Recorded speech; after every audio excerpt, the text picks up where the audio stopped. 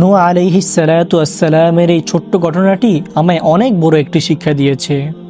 নূহ আলাইহিস সালাতু ওয়াসসালাম একবার একটি কালো কুৎসিত কুকুরকে দেখতে পেয়ে ঘৃণায় মুখ ফিরে নিয়েছিলেন। সাথে সাথেই আল্লাহর নির্দেশে কুকুরটির জবান খুলে গেল। কুকুরটি মানুষের মতোই বলে উঠল, হে নূহ, তুমি আমার কুৎসিত আকৃতি দেখে ঘৃণায় মুখ ফিরিয়ে নিলে? তুমি কি জানো না যে স্বয়ং আল্লাহ আমাকে এই আকৃতি দিয়ে সৃষ্টি করেছেন?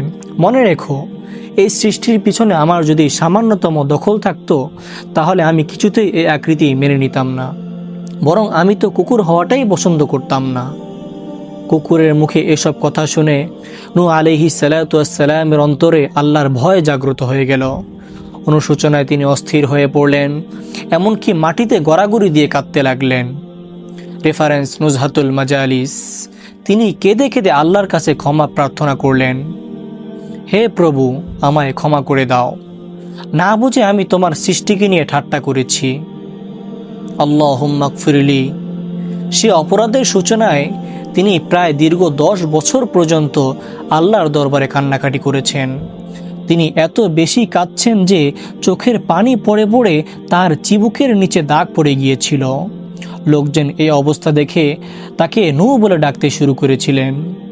মূলত নূহ আলাইহিস সালাতু ওয়াসসালামের আসল নাম ছিল আব্দুল গফফার। আল্লাহর দরবারে তার এত বেশি কান্নাকাটি দেখে লোকেরা তাকে নূহ বলে ডাকতে শুরু করলো। আরবি ভাষায় নূহ এর অর্থ হলো যে কান্না করে। একবার ভাবুন তো, যেখানে একটি কুকুর সম্পর্কেও কোনো মন্তব্য করার সুযোগ নেই, সেখানে আমরা কি করে সৃষ্টির সেরা জীব মানুষকে নিয়ে সমালোচনা করি।